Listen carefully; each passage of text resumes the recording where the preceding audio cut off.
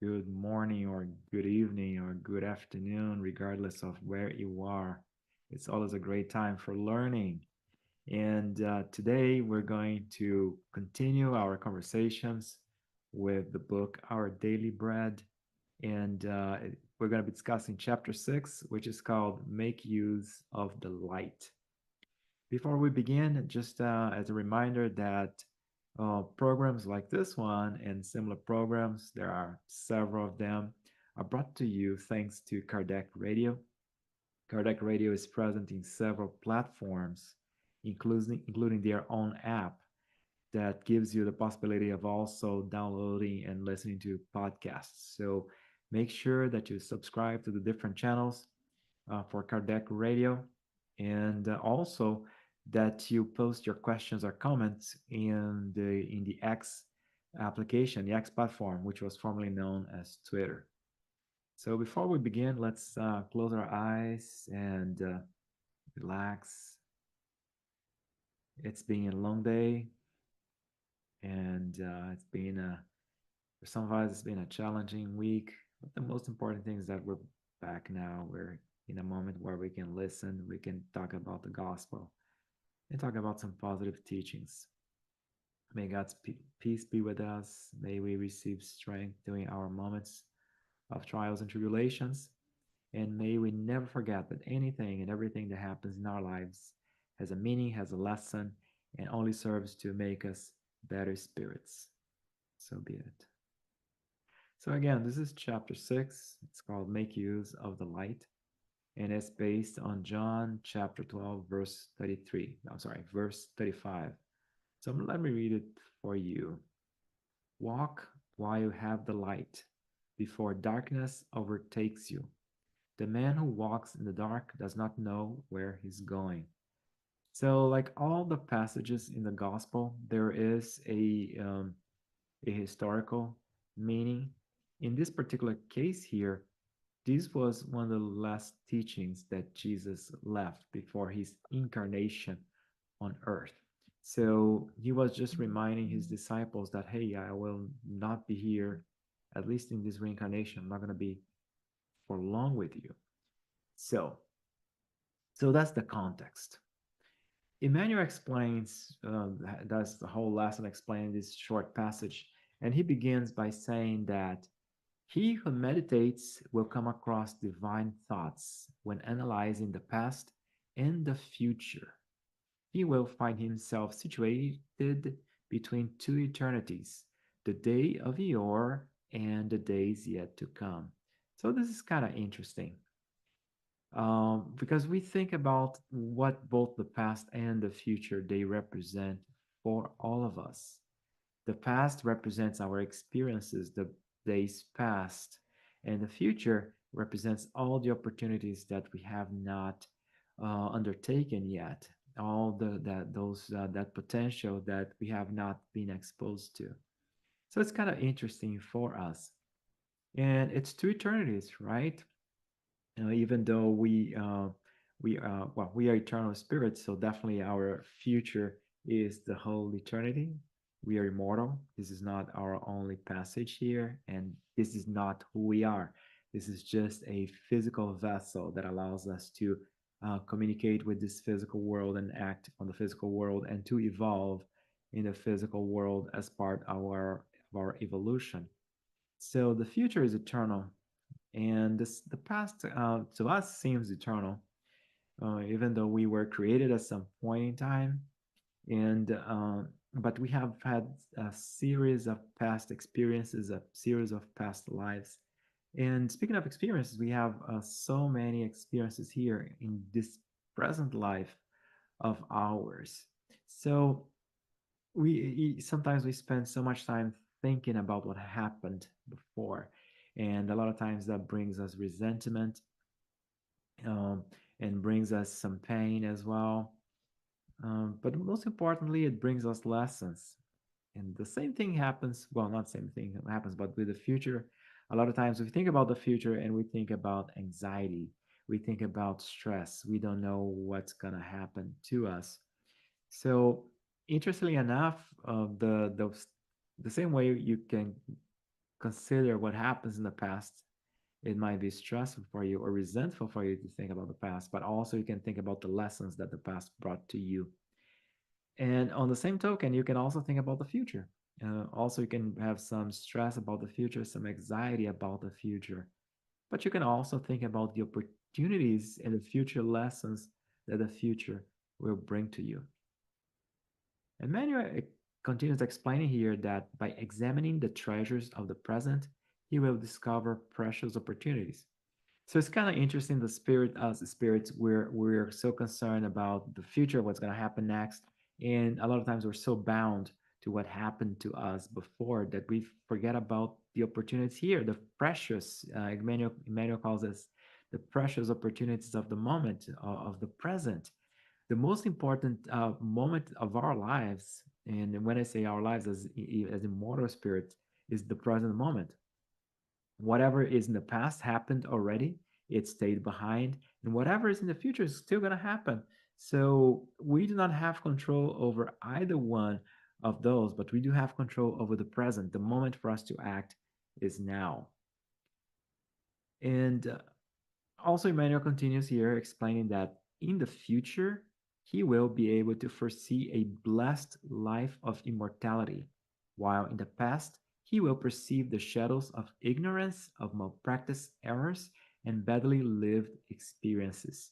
So it's kind of interesting the dichotomy that us here spirits who live in a world like Earth, which is a world of trials and expiations, because that's us, right? We are bound to the past. We are hurt by our past. We are hurt by what people have done to us and by also the way we hurt people as well in our mistakes. And but we have also taken into account that whatever happens was due to our shadows of ignorance. We didn't know any better. And and badly lived experiences here because again, that's who we were back then. And sometimes back then, that could be 100 years, 1,000 years, several reincarnations, or what the past could have been 5 minutes ago. We could have had a bad experience 5 minutes ago, and we are definitely less ignorant now than what we were 5 minutes ago. But on the other hand, and here where the dichotomy comes, the future is ahead of us. There is this infinite future of perfection, uh, uh, when we can be actually truly perfect spirits who have so much to offer to the universe and so much to offer to others as well, to our benefit, to our growth, and to the growth of others. Emmanuel continues here with his explanation. The great majority of humans possess no other panorama with regard to either a close or remote past, except that ruin and disenchantment, which compels them to reevaluate the resources at hand. This is very, very important because the great majority of humans, because the great majority of humans, especially here on Earth, are still not perfect spirits, so they have no panorama with regard to either a close or remote past, except for ruin and disenchantment. Why? Because we're imperfect spirits. We're here to learn. Of course, we're gonna make mistakes. There's ruin and disenchantment. There's pain that we either receive from others or we caused to others. There's disenchantment. There is we so many times we are disappointed. There's appointments that we had in our past, and everything is part of our growth as well. And it's interestingly enough that Emmanuel finishes this paragraph explaining to us, which compels them to reevaluate the resources at hand. So it compels us to reevaluate our moment now, the resources, the opportunities that we have right at this moment in our hands, what we can do now. So that's the importance of the past. Of course, besides all the pain and disenchantments and resentments and the list is very long. And but the most important thing is that those were actually lessons that we learned. If we hurt other people, if we made mistakes, okay, let's make sure that we do not repeat those mistakes again. If people hurt us, so let's not have a resentment, because whenever we have a resentment, we are still bound to that experience. We're still bound to that pain. We're reliving that pain from the past, as opposed to living the present and making the best use of the opportunities here in the present. Emmanuel continues here. In spite of being transitory, human existence is the flame that places each one in contact with the service needed for a just ascension. So, even though this is very, very important, because even though our lives are transitory, human existence is a flame that places us in contact with the service needed for just ascension. So it's a flame. It's something that ignites our just ascension. It is quite interesting that, as explained to us in the Spirit's book, we there is a question about, okay, can the spirit learn and can the spirit evolve in the spiritual world? And the spirits do clarify to us, yes, they can learn based on their will. So basically, they can learn if they desire to learn. However, here is where the experience. So here is where spirits like us, imperfect spirits, that's in this material experience here in the flesh, that's where spirits like us, they really evolve, they really grow. Again, based on our level of development, we still need the experience in the flesh, the physical, because since we're so much closer to the physical than to the spiritual, this experience here in the flesh is what allows us to grow. So we are so blessed to have a reincarnation here, even though it's very brief. And by the way, as immortal spirits who we are, we should consider our lives very brief. May those lives be 30 years, 40 years, or even 100 years. That is nothing compared to eternity.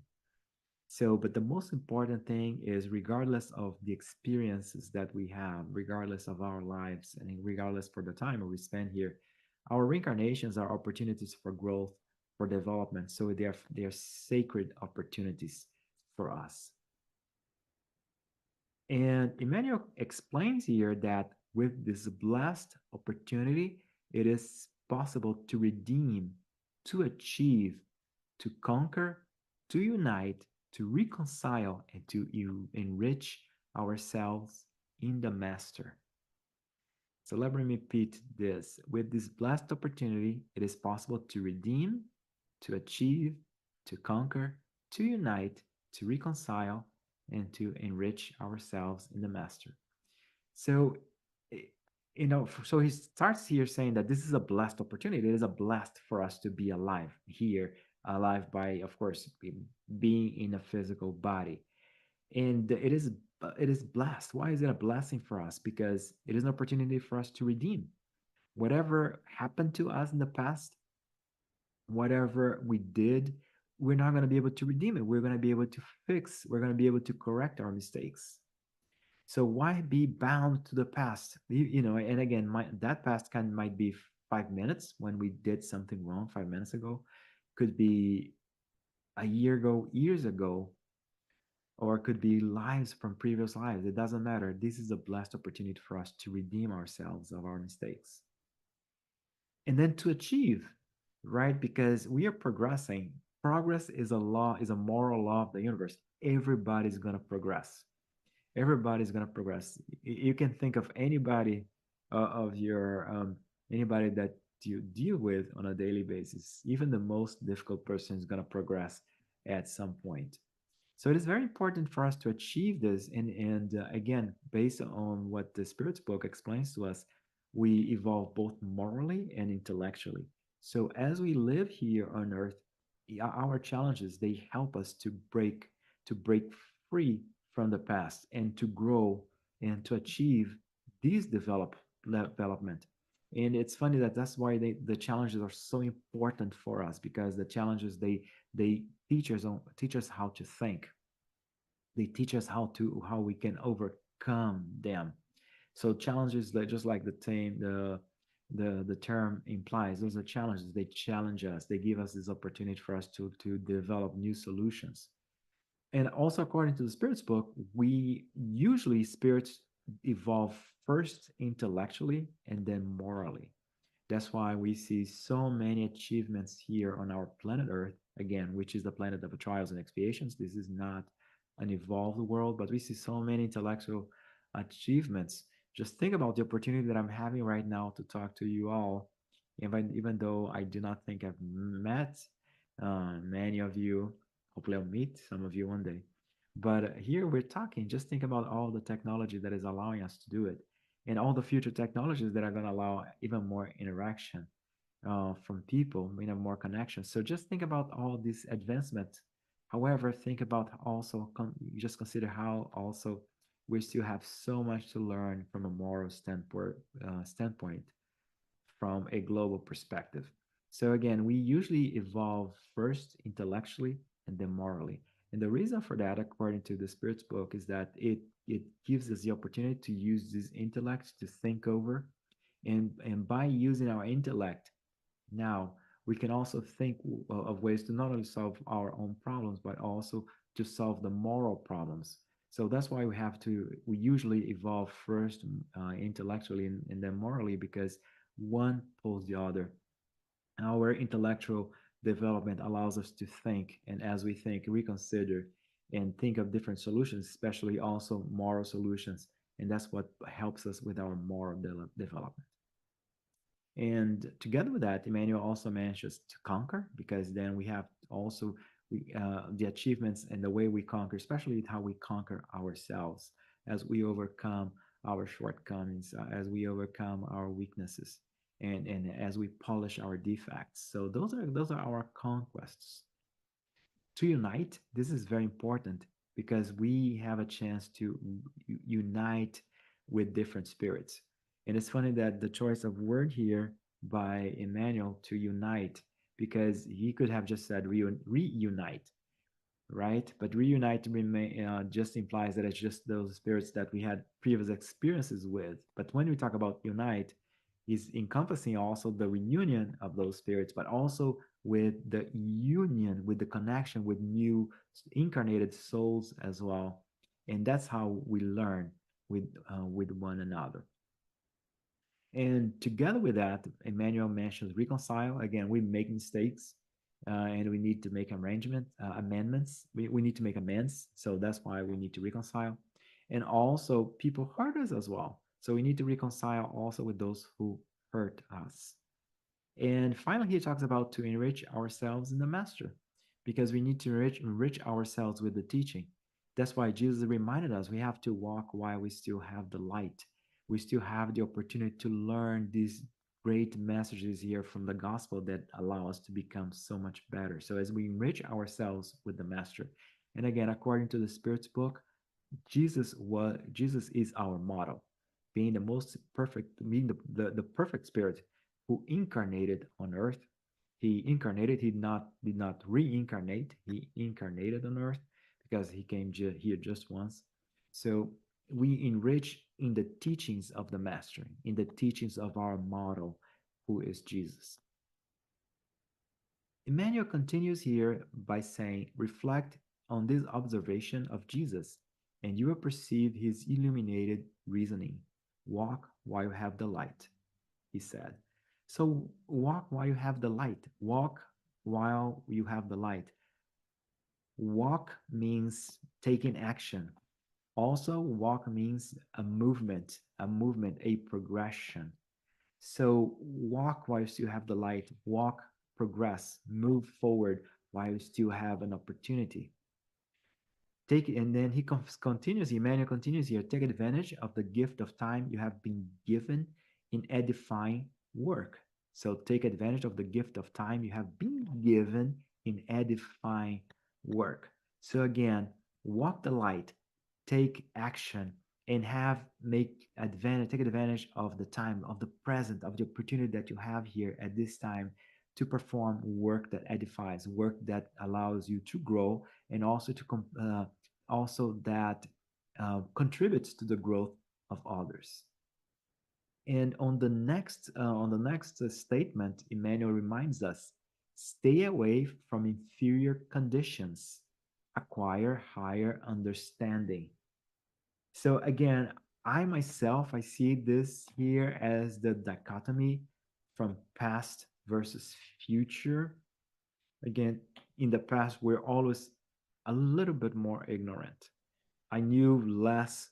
I knew less 5 minutes ago, I knew less a day ago than I know now, thanks to my experiences here on Earth.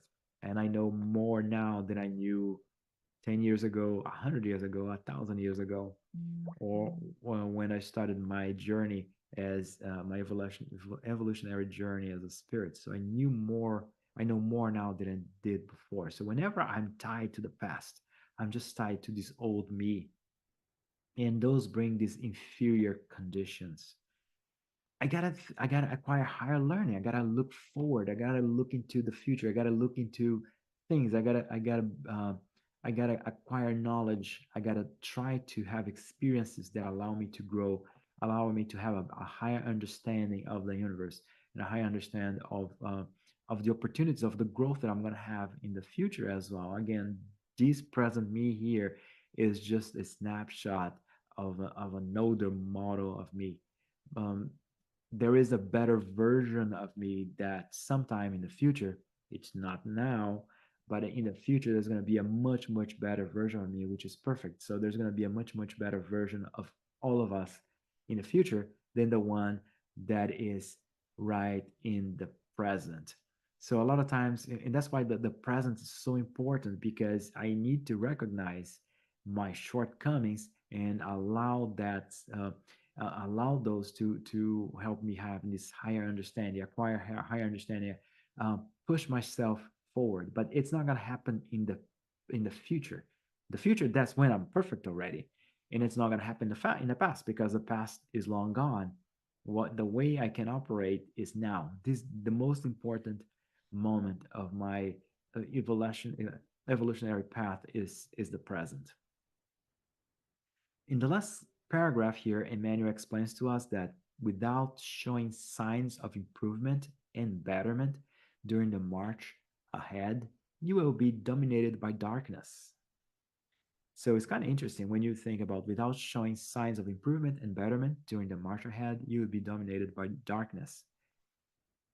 And and he continues explaining here, this means you will annul your sacred opportunity and revert to less worthy impulses, thus regressing after the death of the body to the very shadows from which you previously emerged, with the intent of conquering new peaks on the sublime mountain of life. This is very, by the way, this is very, very poetic. Let me just read this again. This means this means you will annul your sacred opportunity and revert to less worthy impulses, thus regressing after death of the body, of the physical body, to the very shadows from which you previously emerged, with the intent of conquering new peaks on the sublime mountain of life. So this is quite interesting. So he's reminding us that we have an opportunity in our lives. We have an opportunity now for this improvement. We have an opportunity now for growth. We have opportunity now to produce a better version of ourselves than the version of ourselves that reincarnated.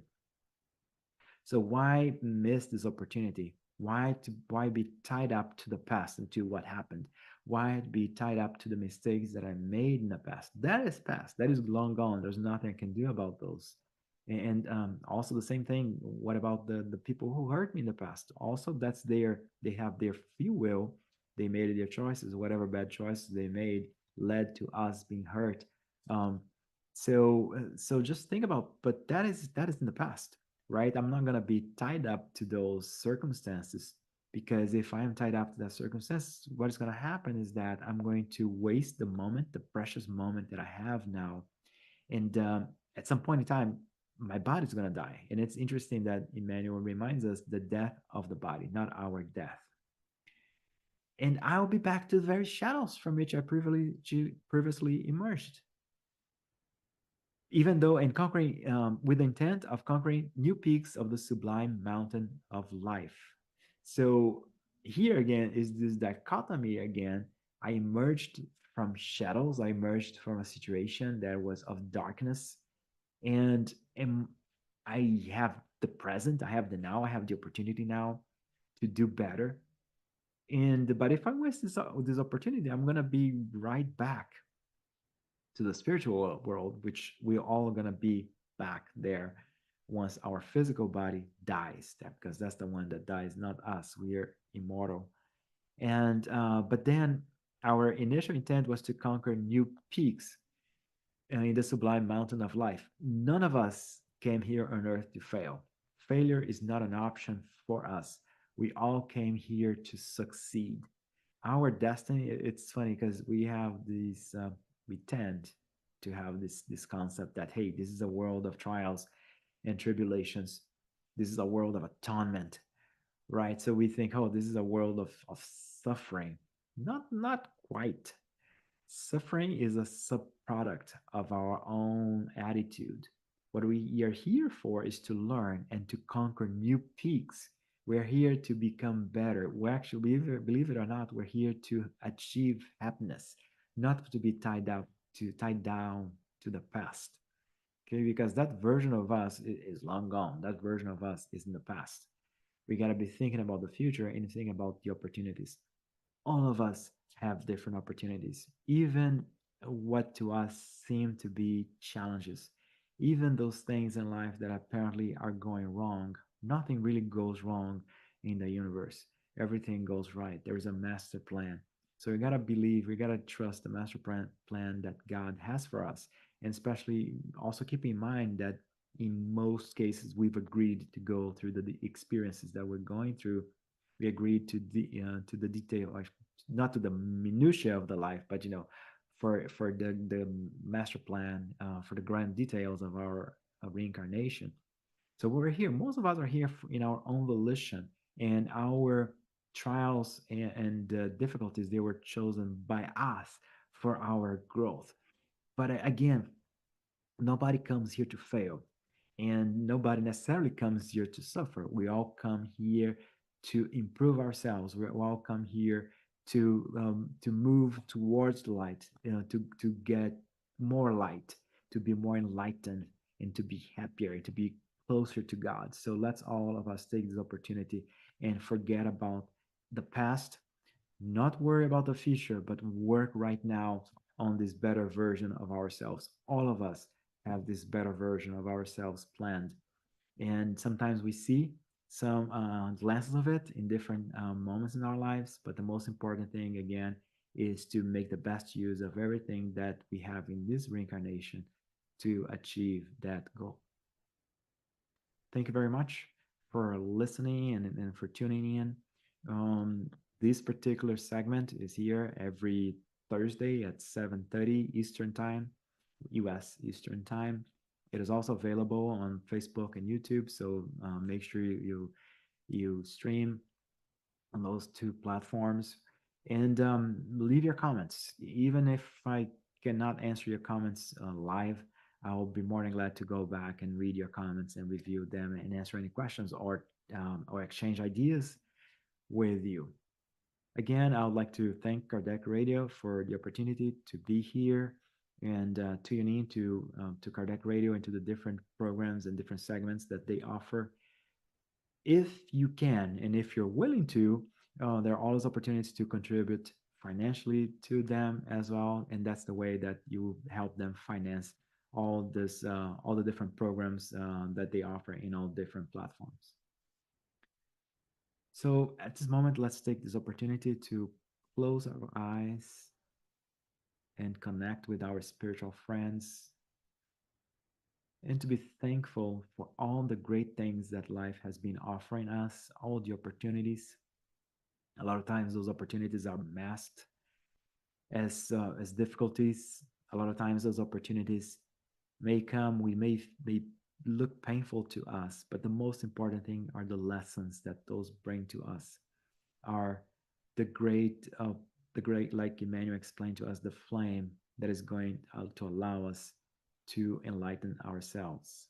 So let's all be thankful. Let's be thankful for our families who are with us, thankful for our friends, and also thankful for those who consider themselves our enemies as well, because thanks to those spirits, we are allowed to pinpoint those aspects of us that need to be improved. So even those are opportunities as well. May God's peace be with us always, and we continue striving to become better versions of ourselves and keep moving towards the light. So be it.